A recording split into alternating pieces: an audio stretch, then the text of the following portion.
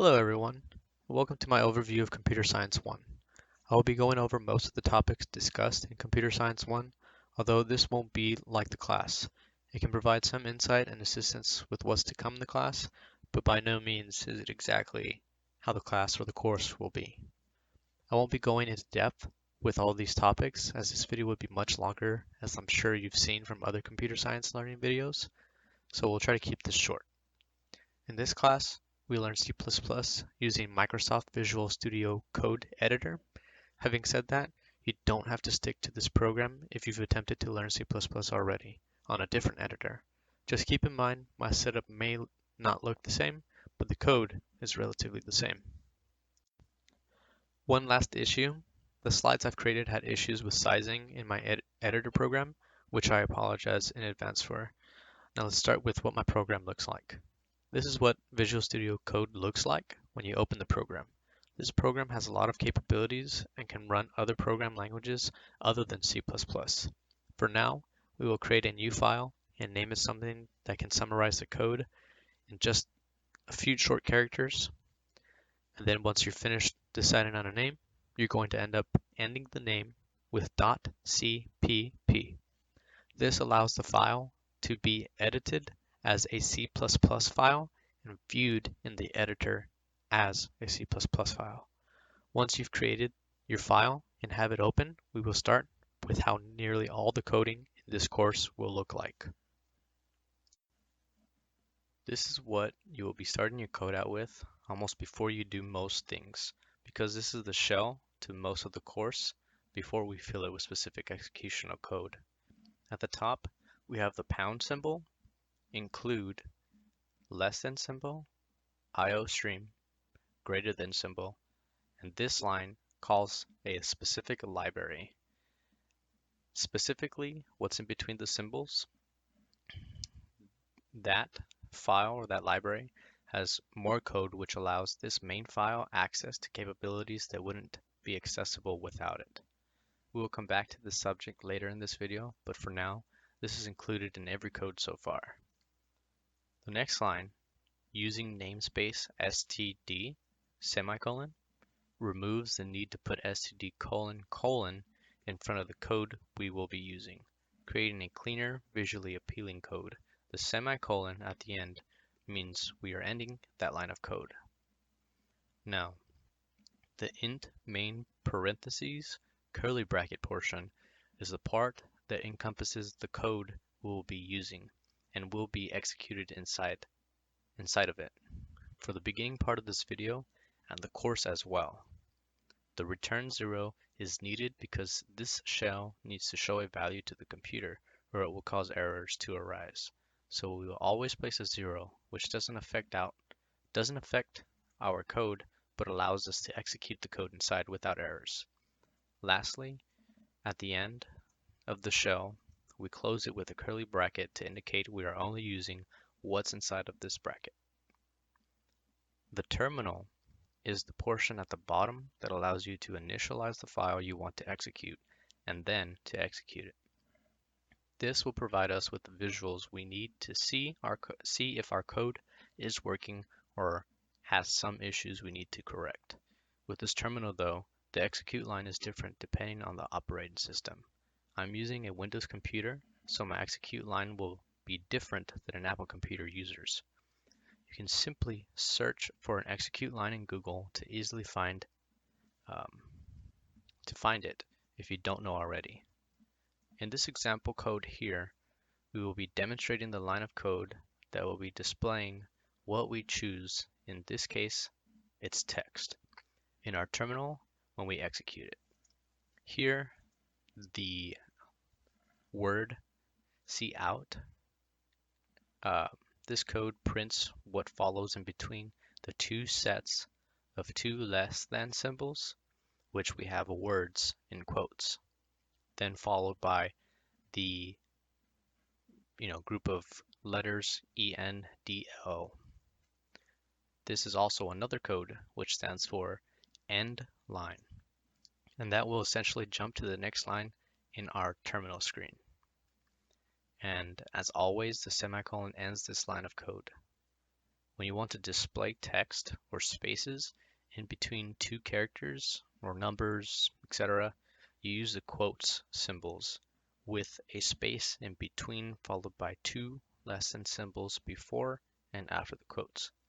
In the terminal, we want to execute the program, but to do that, we need to type G++, hit the spacebar, our file name, which is the name of the file, then .cpp. Now it's important you type it out this way, or you will be having issues initializing the file for execution, and we'll have to try again until it waits for another input, which will be the execute code ./a.exe for Windows. This will execute the file and display what you place inside of the quotes between cout and the end line code. In this slide here, we're showing a couple of the variables that you will more than likely be using almost all the time, since it's pretty integral to really all of not only just C++, but programming in general.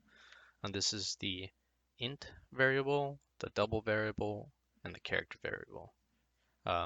These variables, pretty much, they're just linked to what they're supposed to be, which int is integer, double is a double value, so decimal values, and the char, which stands for character, is just a single letter character. And with this, we will build up more on it because this is pretty much the baseline and what we're going to be doing in C++ and programming in general. So now what we're going to do is we're going to set a variable to a specific character. So here for integer, we're going to set it to A. So whenever we use the letter A, it's going to represent an integer. And the same for the double value, it's going to represent, a decimal value. If we tried to do anything with the letter B, same thing for a character with C.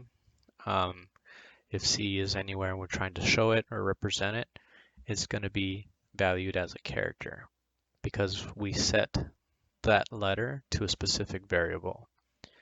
So here we're introducing a newer topic, which is the cin, and this pretty much allows the user to give an input, and that input, you can store a value into a specific variable that is set by a specific character. And in this case here, we're trying to allow the user to store a value or a number into the integer variable that's set to A. So pretty much what it looks like in the terminal, once we've initialized the file and executed the file, it'll just be blinking until you enter your input, which in this case, I entered 2. So now A is 2 because we set that value of A to the integer value of 2. Here we've set these values to a specific number. So the variable for integer that we've set to the letter A, we've set it to 0. So now every time we try to do anything with A that doesn't involve changing its value, so really just displaying it, is going to display a 0. And the same for these other characters, these other variables. Now for character is different. Since character is a letter, it's not going to be able to display a number, only a letter. So in that case, if we're trying to set the character value to 0 or really nothing, we have to input it as what's displayed on the screen, which is going to be apostrophe, a backslash, a 0, and then another apostrophe. And then of course, semicolon for pretty much every single line that you're done using. Now, in this demonstration, we're trying to show those values that we've set to each of these variables by using the cout. So as you can see here, we have the cout, the two less than symbols in between every single variable, A, B, C, and then the end line with the semicolon. So then, again, same thing with the terminal. We're going to initialize the file, execute the file, and then it will display the variables for A, the set values for the variables A, B, and C. And as you can see here, 0, 0, blank, because all the values are 0 and the character value is also non-existent. Now, what we've done here in this slide is we removed initializing the variables and we left them, pretty much at a random state. So what we're going to do is we're going to try to give them a value by allowing the user to input a value into each one of these variables, and then we're going to display that input by using the cout method, the cout code. But first we'll use the cin to allow the user to input, then cout what the user has inputted or set to each of these values. So again, with the terminal, the same thing, initialize, execute. And then here, I basically just, for the letter A, we inputted a 2. For B, decimal value for the double, 13.01. And then for the character value, we just put the letter B. So that's the 3 inputs that we put in ourselves. And now it's going to display those inputs that we initialized ourselves by inputting those values to each of these variables. And as you can see in that final line there, 2, which is the first initialization, we set the letter A to for the integer variable, 13.01 for the double variable, and then the letter B for the character variable. We will be stepping it up a notch and we'll be providing operators into this segment, which is basically your typical addition, subtraction, multiplication, division symbols. And these are going to function the same way they would when you use a calculator, but instead of using numbers, we're going to be using variables. You can also use numbers as well, and in conjunction with variables as well. You don't have to just, subject your code to just one type over the other. But if you want to, you can. It's your code. You can decide how you want to, develop your function equations or whatever you decide to do. But in this slide here, what we're going to do is we're going to ask the user to, input 2 numbers that they want to add. And then we're going to store those numbers into 2 separate variables. Now, in this case, since, we have 2 variables, we need a third variable that's going to be, the sum, the product, the difference, the quotient of the operator that we decide to use. In this case, it's going to be addition. So we need a variable to be the sum of these 2 inputs. So we have A that's going to be the sum. So we have A equals, keep in mind that whatever's after is going to be inputted before the equal sign. So we have B plus symbol C. That is going to be inputted into A or initialized to A. And it's important that you have this specifically where it's at right now, because the variables above, B and C, they don't have any numbers set to them. So you're going to get something totally off from what you're expecting if you don't have them below, because it's not set or initialized. So having it here where it's at, we're going to initialize B and we're going to initialize C. A is up in the air, but it doesn't really matter because what's going to happen is the sum of B and C will be stored into A, and then A will be our outcome. or I mean our sum. So in the terminal section here, you can see, but just before that, I forgot to mention, we want to display the sum, which is our variable letter A. So we use the cout code with the less than symbols again, the letter A, and line, semicolon. Now, in the terminal, we're going to initialize, execute. There are questions going to be asked. What two numbers do you want to add? I put in 2 and 2, and then you can see that the sum is 4, which is correct. Now, with the next slide is going to be basically the same thing that you've seen before. Nothing has really changed except the operator that we're using here is the minus symbol for subtraction, and we're going to be finding the difference, which is going to be initialized, or not initialized, but stored into the variable letter A, and then it's going to be displayed. So again, here, same thing in the terminal as before, asking the question again about what two numbers we want to subtract. We have 4 and 2, and obviously that equals 2. So we have that displayed there at the bottom. Now, you don't have to just use, addition and subtraction. You can use any of the other operators as well. Just replace the minus and the plus symbol for those operators. And you're pretty much going to get the same thing. Just, it'll function exactly how it's supposed to with the specific operator you choose. Here, we're going to be discussing the conditional statements if, else if, and else. So what these statements do is they provide kind of a logical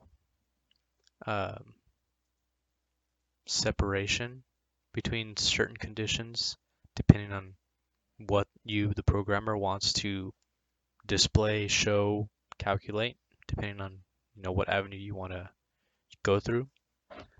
So pretty much just to explain that into some more details, we have in this slide just the basic if and else statement here. So we have an integer of a, and we're going to allow the user to input a value for that variable. And then what the conditional statement does here is we're going to check. And by checking, we're going to use relational operators. These relational operators, all they do is they compare one thing to another thing, a variable to a variable, an integer to a variable, etc. So here we're going to compare the integer variable a, and we're going to check and see if it's less than 5. And obviously this depends on what the user inputs. So if you as a programmer wants to design this, and if you want to think in the thoughts of the user, usually people want to put something high, usually they don't. And depending on what they decide or what you feel like they might decide, you want something to happen. So here we're going to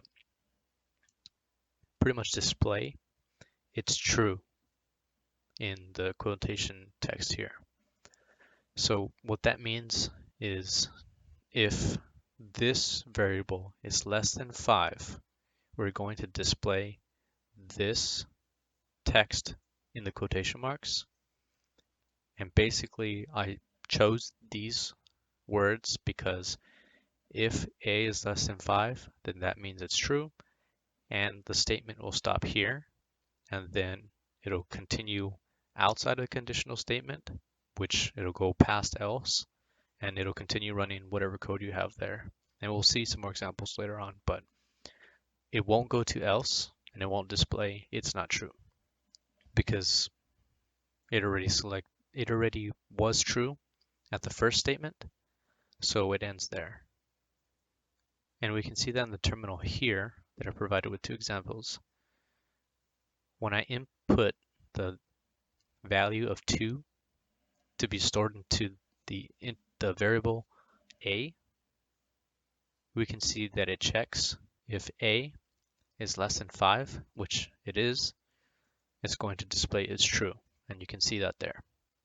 And then we run the code again by just using the execute code, and this time we're going to store the value of 5 into the variable a. Now 5 is not less than 5, so it skips the if statement and what that statement can display under the cout code line, and it'll skip to the else, because if it's not true, then this code will run. And you can see here that it says it's not true because it's not. Now, in the next example here, we kind of add more relational operators just to see how they function. And then we also provide the else if statement, since we're going to add more. And this is going to demonstrate exactly how it functions, how it checks, and what is displayed. But here, what we're going to do is we're going to bring in another variable. We're going to initialize it to the number 4. And instead of providing a number, we're just going to do a variable to variable. And here you can see that it's basically the same thing. The only thing we've added is the else if. And here in this relational operator of equal sign, what that means is it's checking if A is B.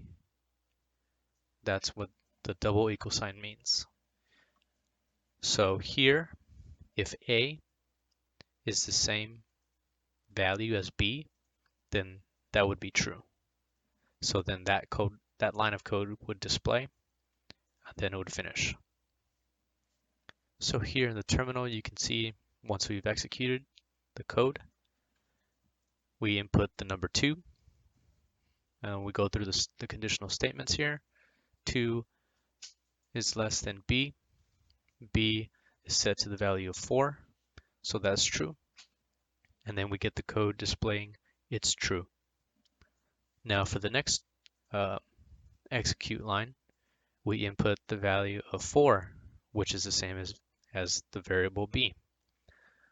So 4 is not less than B, but 4 is 4, which is the else if conditional statement here. So you can see that it's displaying this is true too, because that line is true for this statement. Now for the last line we've executed here, we input a 5. 5 is not less than 4. 5 is not the same as 4. So we're going to display it's not true because it doesn't meet any of the requirements previous to the last conditional statement. And now with this final slide, what we're going to discuss is one more relational operator, but this time we will go through what happens if you don't correctly apply these statements in a manner that checks it to make sure that it's true. And if there's a false, you can actually display something that's false.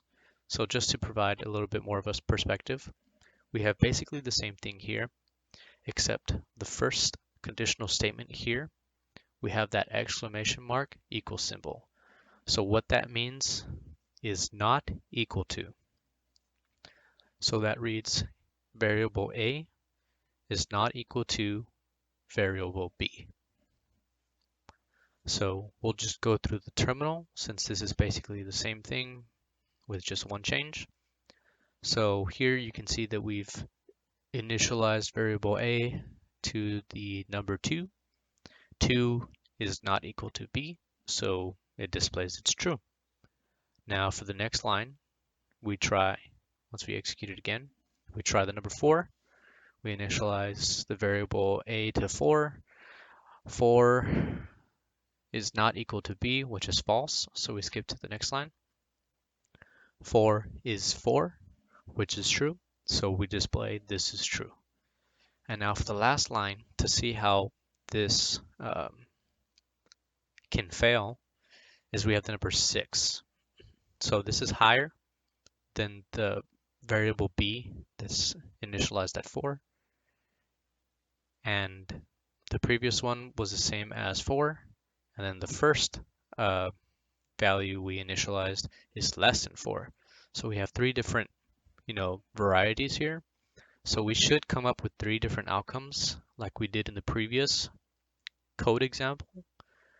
But here you're going to see how if you don't, how would you say it, come to a concise conclusion on how this should work, and you don't test it, you will see that you will kind of end up in a loop, or if you've set a false statement in one of the conditional checkers, it's never going to happen because the code previous to it is always going to be true, and it's always going to continue to run. So here we have 6. 6 is not equal to b, which is 4, so it's going to run it's true. So essentially, if a is 4, the else if statement will run. If it's any other number than 4, the if statement will run, and it'll just be that infinitely. And that's not necessarily a bad code, but if you wanted to say something in the else and you put that code there, you need to ensure that you check the code and make sure that there is a false outcome that there is a possibility, and enable your relational operators in such a way that the probability is a reality instead of it being impossible as it is here. We will be just briefly going through the new variable string. So what this variable does is it stores, obviously essentially a string, but a string is a line of text. So if you want to write your name, you could store it into a string, and that string variable, you set the string to a variable, then you store a string into the variable, a line of text. And then if you want to display it, you can display it how you've been doing with the other variables for the integers, characters, and double by using the cout code line. So this here is showing exactly how it works, although how we said previously, at the very top of the code on the first line of code, the include IO stream, how that pulls a direct library of code into this file to allow accessibility of certain operations and stuff that can make this code run appropriately. We have to include this library that's called string, and we do that by doing the same thing with the pound symbol, include, less than symbol, string, greater than symbol. And what this does is it allows us to use the string variable without any errors. So now we will go through it, string, and then we set the string variable to another variable. And that string, we're going to use it to store a certain line of text. So here we have a question that we're going to ask the user in the cout line. What is your name? Then we'll have the cin for the user input, and that's going to be stored in this str variable for string. And now we want to display that. by using the cout to display it on the screen. And then we're going to use the variable again that we just stored. And then we'll just provide an additional flavor text just to give it some more width. So then we run that. And then we'll input, our name or your name. But in this case, I put my name. What is your name? I put Ryan. And then we see that it displays my name that was stored in the string variable.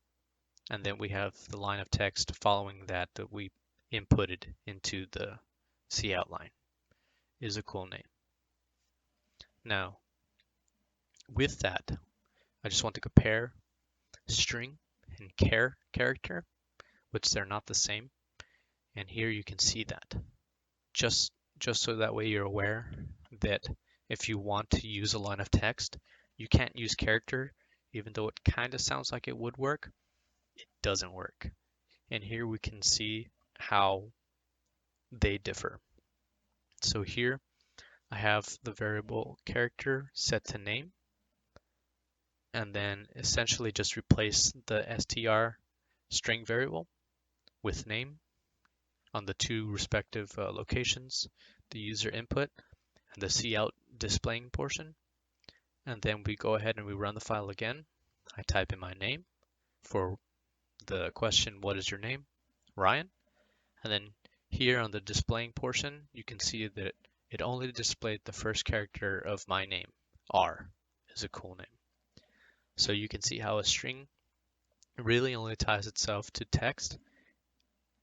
And obviously, a single character if you want to do a single character, but in that case, you would just use the variable character because you would be using more storage by using string instead of using character, which is only one value.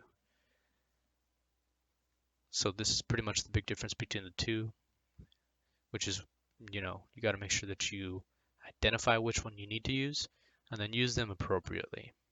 So that way they function correctly and you get exactly what you want out of the code that you're trying to create. This slide here is demonstrating what an array is. And basically what it is a stored series of elements into each respective slot that is designated. So here we have the array designating 4 slots, 4 specific slots of storage. And this is exactly how the array is composed. You have integer set to a character, A, B, C, or word array, and then you have braces, and then a number inside. And the number designates how much elements you want to have, how many stored sets of elements that you want. Of course, you don't have to subject this to only the integer, only the numbers. You can also do this to characters, strings, etc. But the way you create the array is the same way. A character or a word, and then the braces with the number. And here what we're doing is we're demonstrating exactly what comes out of an array when you try to execute it and display it. And as you can see here, it's just a random grouping of numbers that shows up. Nothing duplicated. You don't see any reoccurring sets of numbers coming out of here. But on the next slide here, what we're going to do is we're going to input our own set of values into this array. And then we're going to see if it displays those sets of numbers that we stored into the array. And here, basically, like you've been doing all the other times, the cin for the user input, and then exactly how we set the array with the integer. We have a braces, then the number 4, and then we want to display that again with the cout line. Now we're going to run that, and here in the terminal you can see we stored the values 1, 2, 3, 4. So 4 values are being stored into the array of 4 elements. And here in the C outline, where it's displaying on that second line, is the repetition of the same slots that we stored the same values into. 1, 2, 3, 4.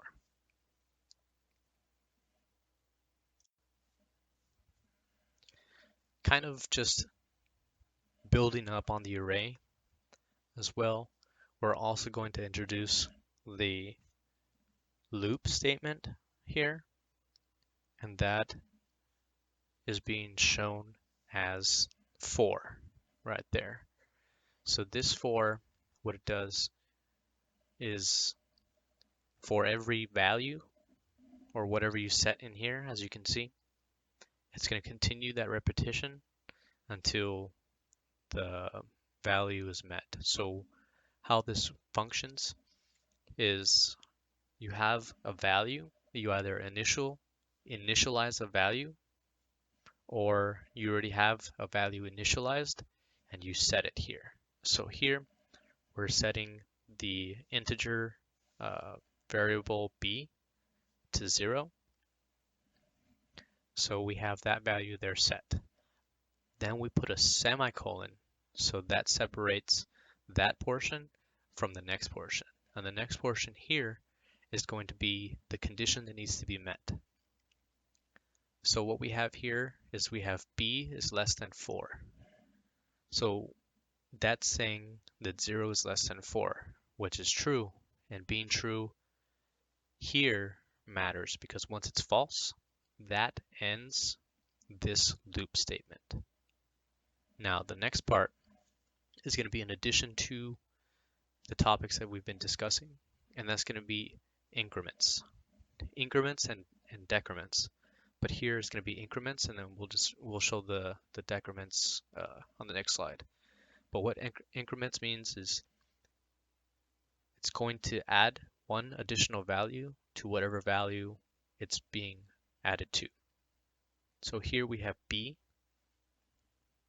which is being incremented every time until that statement in the middle is met.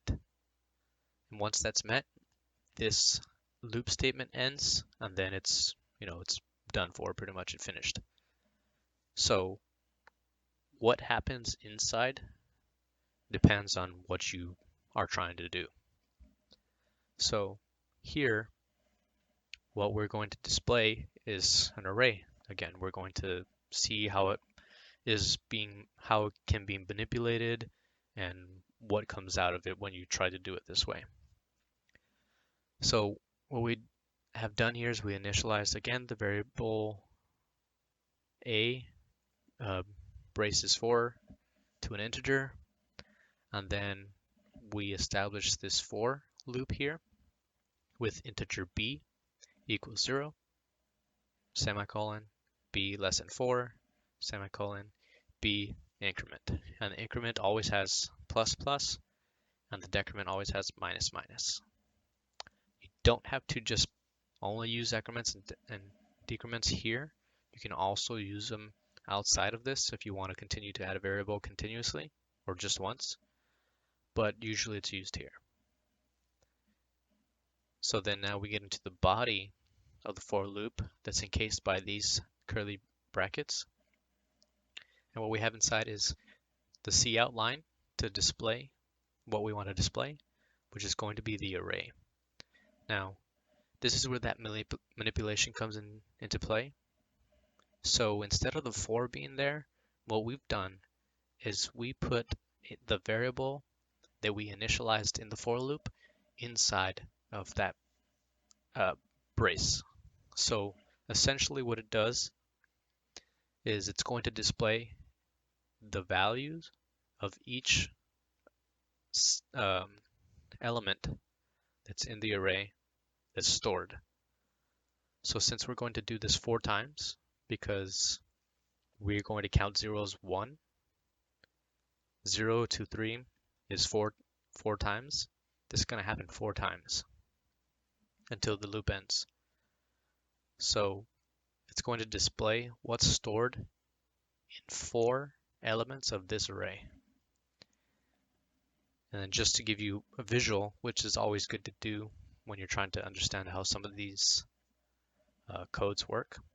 In the terminal, we can see once we've executed the file that in the first element of the array, there's an 8. On the next, there's a 0. The next, there's a 33. On the next, there's a 0. So we do this again to see if we get the same thing. And we get the same thing. So we can see that the array in 4 groups, 4 element groups, always seems to have the values 8, 0, 33, and 0. Now, once we continue, there's other things that you can do to manipulate this and to change it, or to display different outcomes and other scenarios that we can change what these numbers that are being displayed are. That'll, come in favor to whatever you're trying to program into your coding. Again here, same thing with the variables and the loop statement. What we've done is we've set the array to a specific array of integers. And you can see that by the screen here. This is how you store the specified amount of values that you've indicated in the braces. So you can see 1, 2, 3, 4. That's 4 integers that are going to be stored into an array of 4. So once we have that stored, we're going to do the same thing with the for loop. But now what happens is we already have each group of elements of the array stored to a specific value. So once we executed the file in the terminal, you can see those values being represented or displayed on screen. For the first value, or the first element, we have a 1, then succeeding that is a 2, then 3, then 4, which is exactly what we have stored into that array of 4. To add on to the loop statements and also to our variables, we have in this slide the Boolean variable, which instead of numbers, characters, or a line of text, is going to be the true and the false statements. So basically, as you can see here, we set a variable begin for the Boolean, and we set begin to true. So now when we use that variable begin, it's gonna really mean true. So here, the new loop statement that we're going to be going over is the while loop statement. And what this statement does is it continues doing what's inside of it until something happens that changes what's inside of those parentheses that's right next to the word while. So as you can see here, it's very different from the for loop, as it's a lot simpler. We just have begin, which is set to true. So that means that it's going to be continuously true, and it's going to continuously repeat what's inside of those curly brackets that are there until we close our program out, or we just let it run infinitely. So what we do to counter that is once we display what we want to display, we set the value begin to false. So we only have one outcome. So as you can see here, once we execute the file, hello is displayed only once. But what we can do is we can also manipulate that. And you can see that by what we have on this slide here is we put a for loop inside of the while loop. So what happens is the while loop starts, then the for loop starts.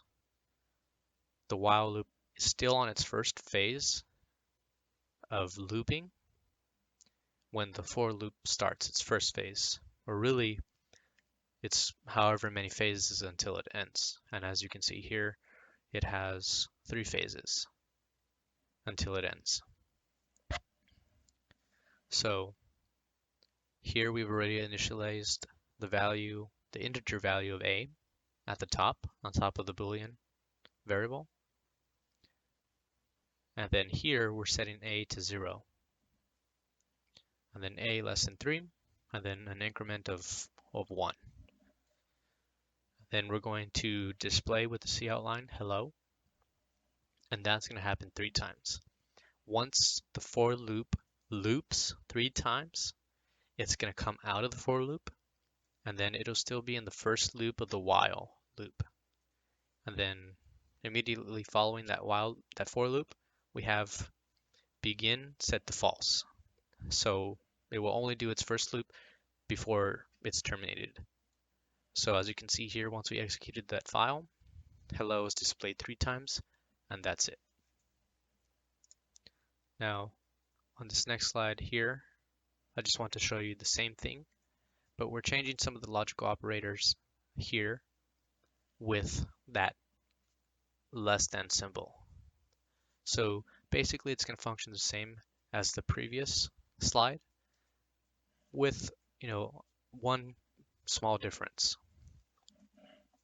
Here in the for loop, a is set to 0, and then the next statement that has to be met before the for loop ends or terminates is a is less than or equal to 3.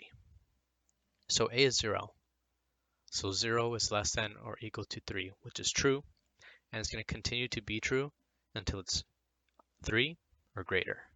So with the increments of 1 that's going to be happening to a, we're going to reach 3, but we're going to loop 4 times before we get to 3. So what that means is when we execute this file before the while loop terminates, we're going to display hello 4 times and not 3 times, because we get that one additional loop by adding that equal sign instead of just having less than. Now, with this slide here, we have the same thing, except now we're actually showing the decrement that can be made, and we're also changing the other operator with greater than, because we're going to go backwards. So here we set the value, the a value to 6. Then we have a, or 6, is greater than or equal to 3. And then we have a with a decrement of 1. So now we're going to get the same outcome, except the operation is going to be happening backwards. We're going to have 6, then 5, then 4, then 3. And it's going to continue to check that statement in the middle, a is greater than or equal to 3, until that is met, which is until it gets to 3. And then that pretty much finishes the code there. As you can see in the terminal, once we execute it, it's displayed 4 times. This portion is going to be a little bit more, I wouldn't want to say extraneous, but I guess a better word is lengthy, because it's not too much, but the code lines do tend to get a lot longer from here on out. So what we're going to be discussing here in this slide is going to be the function prototypes, the call by value, and this is going to be displayed with the top portion here. As you can see, it's a lot more code than what we previously had, but in the first portion here we have the function prototype. So what that means is it's showing us a specific function that's going to be that's not the whole function itself. So as you can see with the int main which is the shell that we've been using this whole time, how the code is similarly alike. It's going to function almost the same as int main, except it's going to be doing something instead of actually executing the main part of our code. So it's a prototype because it's not showing us the full code. But if you go to the bottom portion there, you can see in those yellow color, addition and subtraction. The int addition, int subtraction, which is the same as what we have at the top. So the top portion is the function prototype, and the bottom portion is our functions. So the reason why we put the function prototype at the top is so that way the function can be called to the top, and then it can be brought down into the main portion of the code, into the shell, where we're going to execute what we want to do. You can do it like this, or you can pretty much just put these functions at the top instead of the function prototype. It's all preference on how you want to do it. But just to show you a couple of ways you can do it is, exactly how it is right here. So what we're going to be doing in this demonstration or this example here is we're going to be going through the call by value. And we're going to be using some of the previous topics that we've been discussing, and we're going to bring them all together. So as you can see here, function prototype at the top, int main, our shell, and then we have some variables that have been set to the integer. So these are going to come in handy, as you'll be seeing below. So we have the coutline asking a question, and then we have the cinline requesting the user's input. Right below that, we have another variable that's being set to, or we have a variable that's being initialized with the addition function. And then we have the coutline displaying that sum, which is being initialized by the addition function. On the next portion there, you can see it's basically the same thing. It's asking the same question, although it says subtraction, and it's asking for the user's input. Then we're setting diff, which is the difference, with the subtraction function, and then we're going to display that difference with the coutline. That's the shell without really much of the explanation that we're going to go through in a moment. So we have the function prototype int at the top for both addition and subtraction. And what that means is we're going to be taking two values that are integers, and we're going to be doing something with them. So obviously, as you can probably guess, we're going to be doing addition and subtraction. Now, from the function prototype, we go down to the functions, and both the addition function and the subtraction function are exactly the same. The only difference is, pretty much the obvious. One is subtraction, one is addition.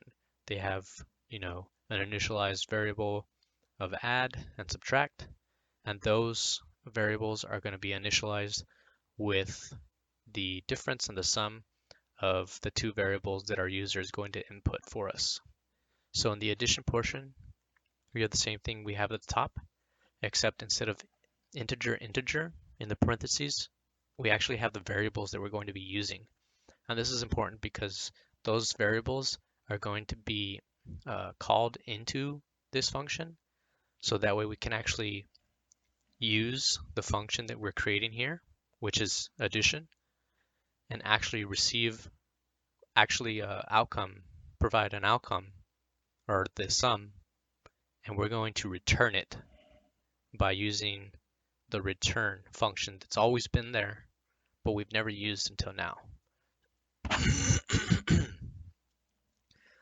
So the reason why we're using return is this function is going to return a value, and that value is going to be the sum of these two variables that are being provided by the user.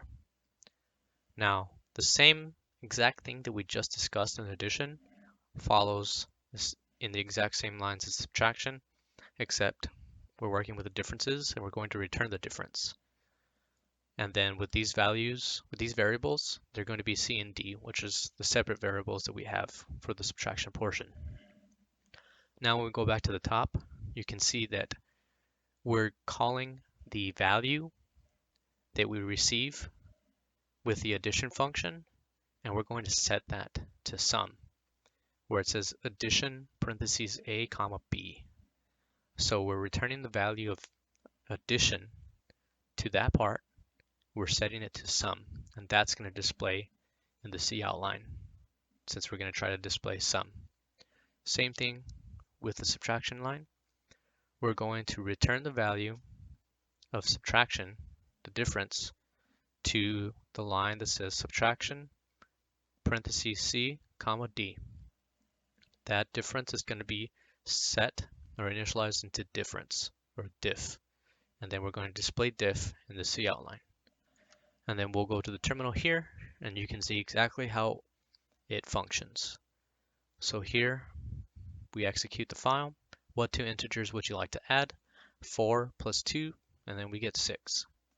And then the next line comes out. What two integers would you like to subtract? 6 minus 2, and then we get 4.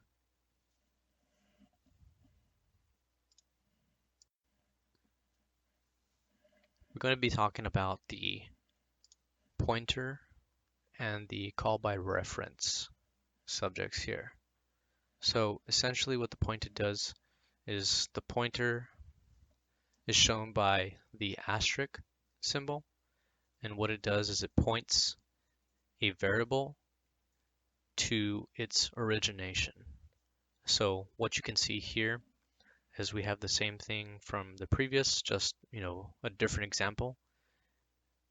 We have the function prototype at the top, the function at the bottom, and then we have our int main shell here with our executable code. So what you see in the top in the function prototype, we've initialized, or we have the integer pointer A and then integer pointer B. And we'll go through that once we continue to explain exactly what this does.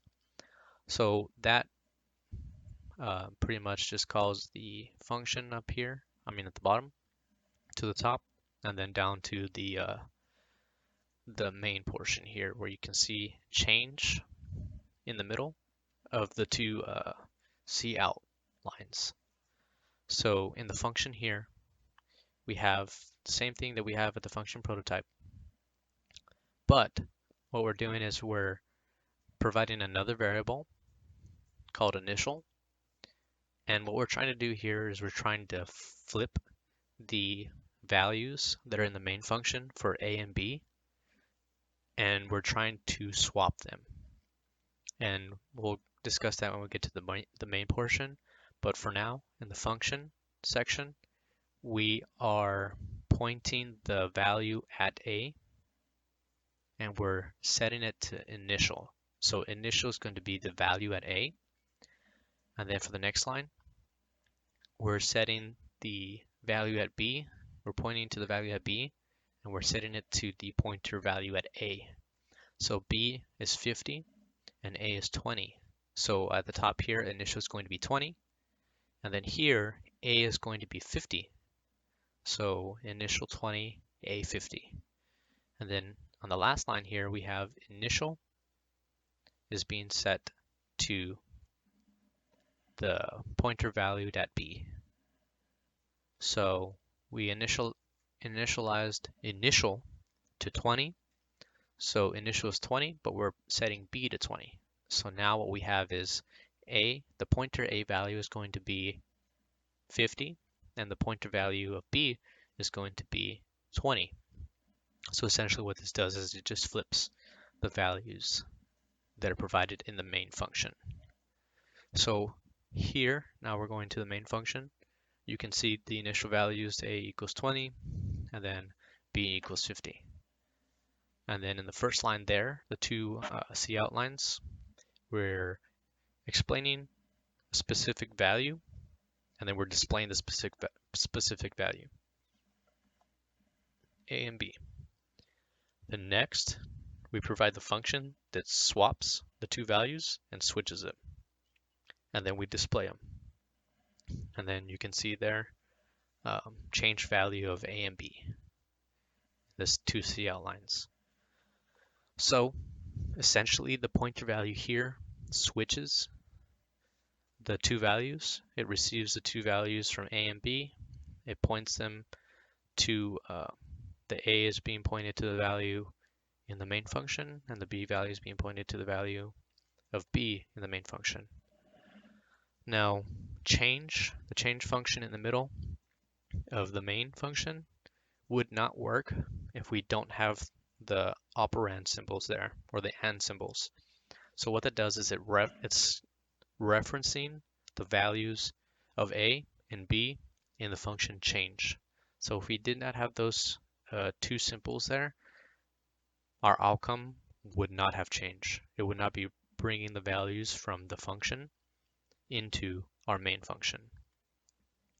And just to show you exactly what happens, we'll go to the terminal, we initialize, execute, and then you can see it there. Starting value of A is 20, starting value of B is 50, which is exactly what the main function shows. The integer A is initialized to 20, and then B is initialized to 50. That is showing correctly. But in the next two displayed lines, we see the change value of A is 50, which was B, but then we see change value of B, which is now 20, which was A. And you can see that this swapped the two values because we pointed the initial value in the main function to A and B, and then we reference what happened in our function to the function in the middle of change, parentheses, operand A, comma, operand B.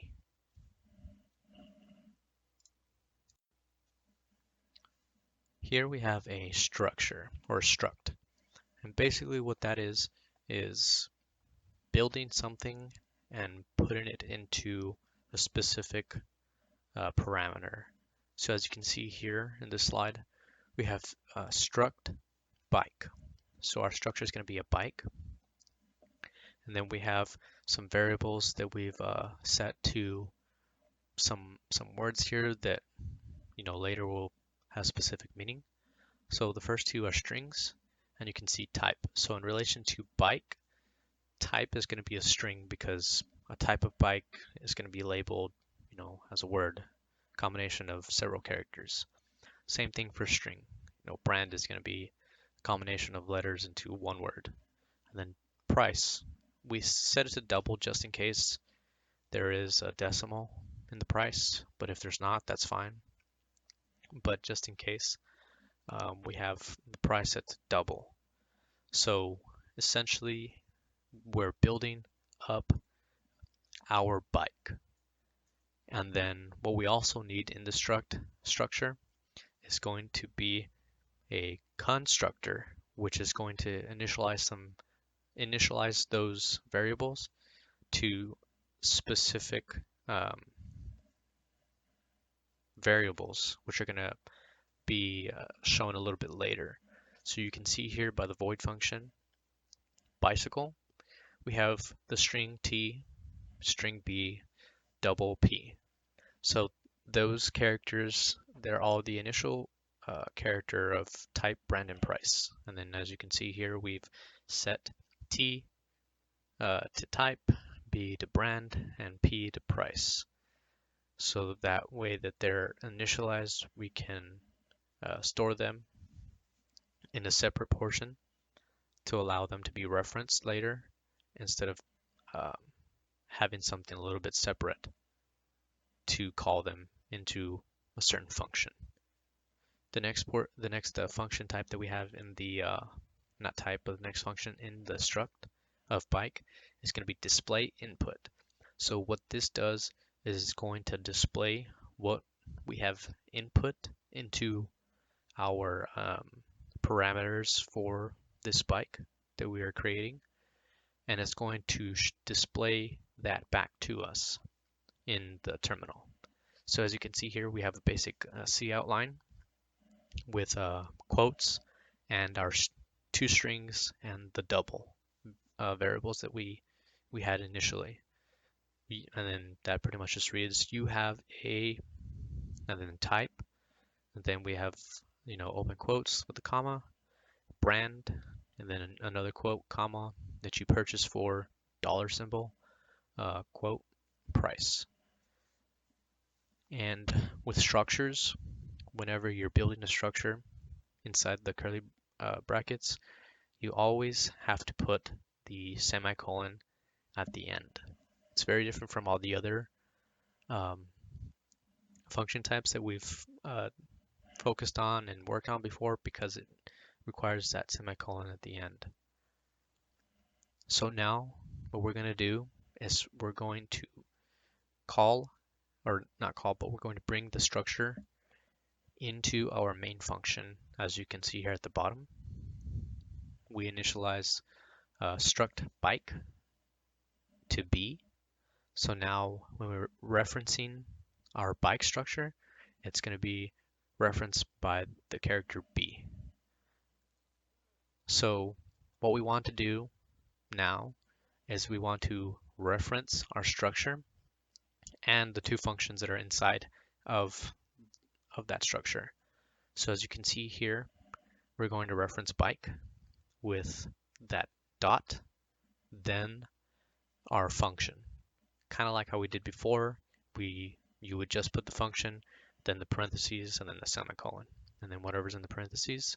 It's exactly the same, except now with structures, what you do to bring them together is you initialize the structure with a variable, and then you put that variable and a dot next or in front of the function that you're trying to reference.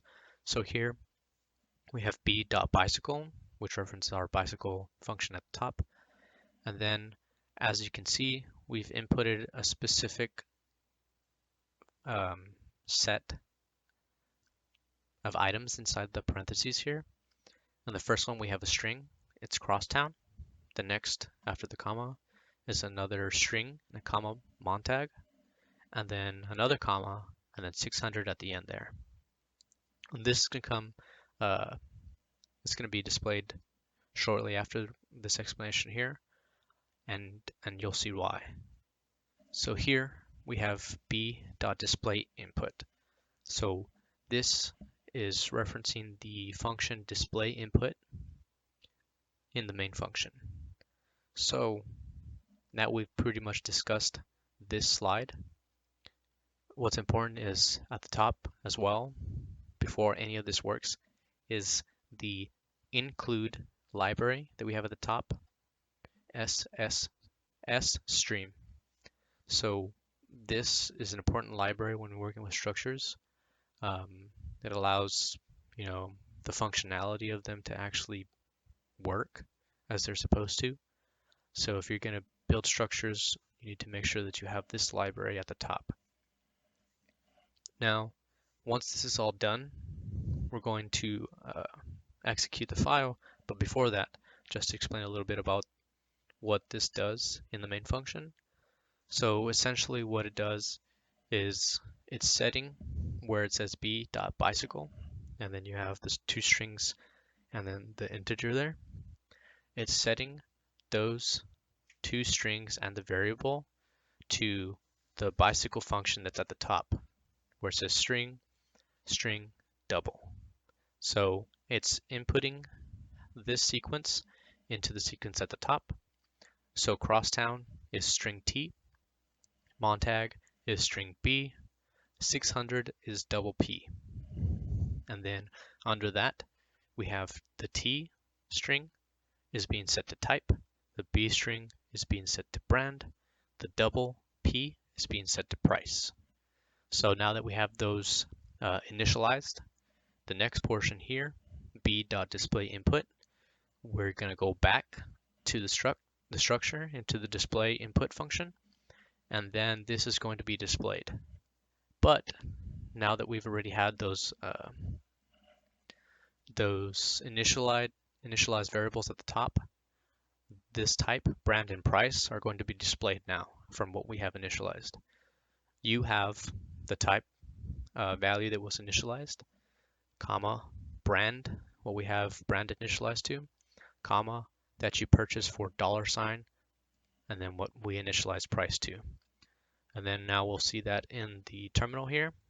We'll initialize the file, execute the file, and then you can see the display line here. You have a type, crosstown, comma, brand, Montag, comma, that you purchased for $600. And then that's pretty much exactly how this functions. It's a little bit different from how everything else that we've been discussing, but it's important because structures, in the later context are going to be a pretty big thing because they're specific to themselves and they function kind of not necessarily on their own, but they have a very unique way of functioning with everything else. And the way you can manipulate them, as you can see in the main function, it's very different from what we've previously discussed on all of the other functions and lines of code. So now the last bit here that we're going to talk about is going to be header files. And essentially what header files are a separate file that you can pretty much put almost entirely all of the code that you're going to develop and implement onto a separate page and leave your main file more or less clean, very clean. And you'll be able to see that here once we go through it. But essentially when you're trying to create a header file, what you have to do is, just like you create a regular CPP file, you title the header file whatever you want to title it, header, and then instead of .cpp, you're going to put .h, and this just designates this file to a header file and allows it to be read as such. So as you can see here, what we do in the main file that we have, the .cpp file, and at the top, instead of having include IOStream using namespace std, we can essentially put all that stuff into the header file, and the only thing we need to do is include that header file into our main file. So as you can see, the include is now quote header.h for my header file, and then close quotes. Essentially, what this does is it references that file, kind of like how the previous includes that we've had referenced or went into a library and brought outside code into our main code and allowed us to do certain functions. This is doing the exact same thing, but a lot cleaner. So as you can see, in our header file, we have the IOStream and string, which is important for strings, and using namespace std. So in our main file, our .cpp file, you can see that we don't have any errors indicated by red squiggly underlines, which means that it's working appropriately and functioning as it should. Now, in this next slide here, I'm just displaying exactly how it looks once we've created something that's functioning in our CPP and our header file. And what we're going to discuss here is how it looks, how it functions, and how everything kind of melds together and works in unison without issue. So here in this first screenshot this in this slide here, you can see we have the header file at the top included. Then we have our main function. We don't have anything else here, just what's inside the main function. And then we have a couple of variables set and initialized. As you can see, boolean start equals true, character choice, integer a be. And then we have a while loop here with some conditional statements. And you can see inside this while loop, we have several functions here. We have some functions referencing A and B, then we have quit, and then we have menu at the top. So what we're doing here is we're referencing or we're calling the functions from the header file into our main file. And this main file is kind of like the brain that allows us to do exactly what this program is going to do, which we'll talk about when we go to the header file. But before we do, as you can see, what we have inside of this while loop and the conditional statements, we have logical operators, or we just have one of the logical operators.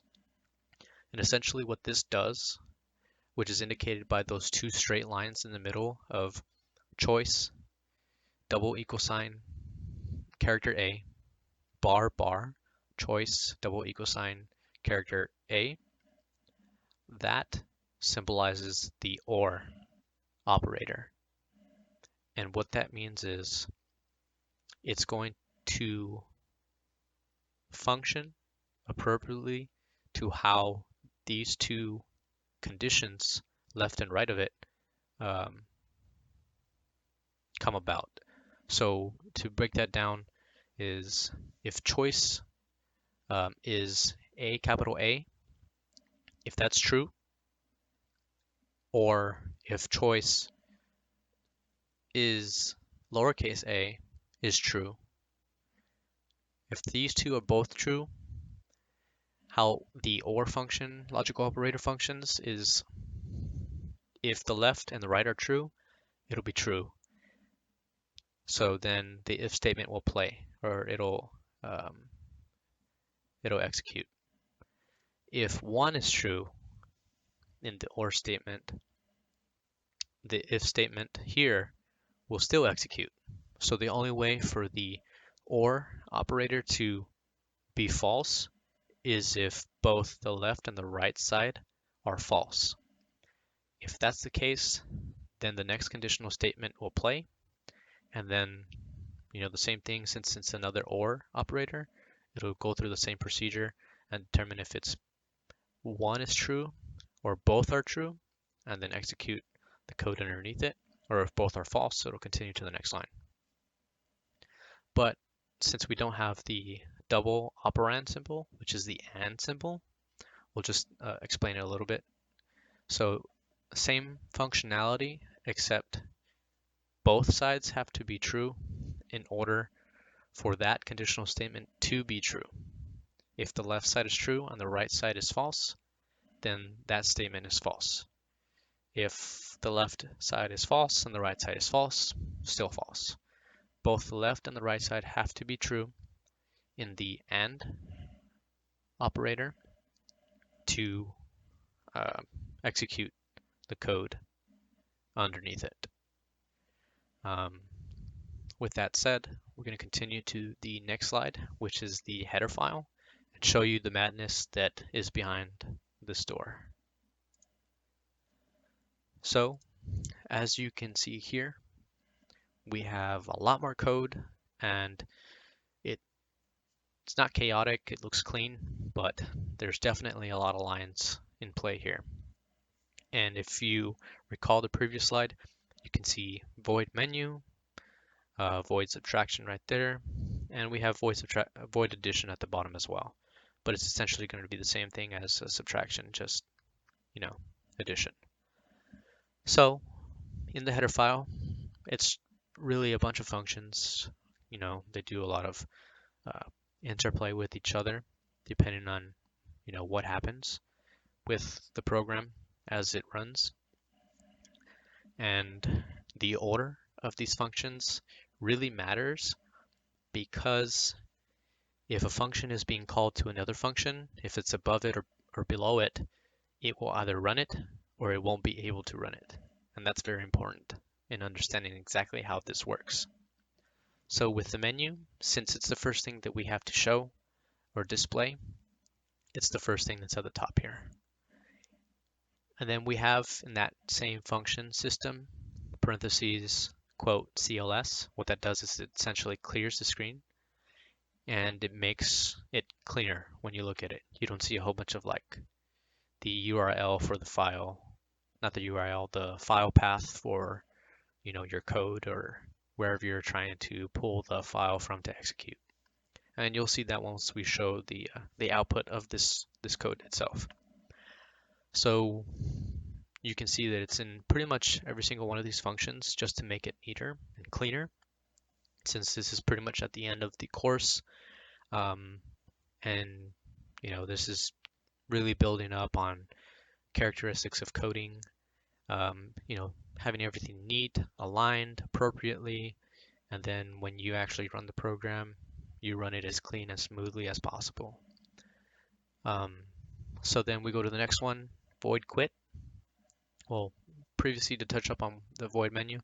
So in the previous slide, we had void menu, and we had an if statement, conditional statements to represent if the user wanted right here where it says addition, subtraction, and quit at the top, they could choose which one. And depending on which one they wanted, that would refer back to the header file to whatever specific one they chose. So subtraction, since it's here, you can see if they selected that, it would come back to the header file, it would run the subtraction function, and then it would display that result, the difference of the two integers that you wanted to find the difference of, which it asks right there. What two numbers would you like to subtract? And as you can see here, we have the pointer reference again. We're pointing the value of a, which is what the user is going to input. And we're going to refer that from the previous slide. We're going to refer it back to the beginning, and we're to display that answer since it's separate from this function to that main file. Now going back to it, once addition, subtraction, we have the switch right here where it says if you would like to try another operation. And what this does is it brings you right back to the menu, as you can see, where the conditional statements are, the if and the else if. If you answer yes, it'll bring you back to the menu. It'll ask you the same thing that we see here at the top for menu. And again, we have menu at the bottom here because menu is displayed at the top. So if we had menu right underneath switch, it would be trying to call menu above it, but menu would not be above it. So there would be an error right there. And then same thing for the else if statement there. If the user does not want to continue, they want to quit, the quit function is right above it. If it was below it, again, it would not work and you would have an issue. So we have the quit function right above it, so they both can work. The same thing for the subtraction and the addition functions. We have the switch function at the very bottom, because once you're done with the operation, who knows, you might want to try addition, subtraction, or you might want to do it again. So we have that at the very bottom once you find your answer, so you can determine whether you want to continue or not. That's basically it here. I guess here with the quit function, you can see exit 3. Really what that does is it ends the program, but it gives it some time to end the program, which is 3 seconds there. Now just to show you exactly what is the outcome of this or how it looks, you can see here at the end slide that I have how it looks in the terminal. Once we initialize the file, execute the file, we're faced with the menu here. You can see calculator, then we're given some options, addition, subtraction, and quit. And then we chose addition, as you can see on the next bottom terminal. What two numbers would you like to add? We add 4 plus 2, which gives us 6. And then press the key to continue. And then here, thank you, goodbye, which is where we said, no, we do not want to continue. And that's the message that we display once we quit. That is basically it. I just want to thank you for listening and watching all these examples and going through all of these coding examples with me and understanding, trying to learn, C++ on your own or with the class. It can be difficult, but if you continue to uh, tackle the problems in different ways, trying different methods, different avenues of actually executing the code, um, it can be very rewarding, and you can definitely get a lot of it done real fast, on your own. That's exactly what I did. Uh, Not necessarily self-taught, but self researched. I took a lot of my time to research, so that's important when you're trying to learn C++ or any coding language. It's not to just stick with one way a code is being brought to you or taught to you, unless it's the most efficient way. But there can always be another efficient way, and it's always good to, check other people's code, see what the difference is, see if there's a better way. Thank you.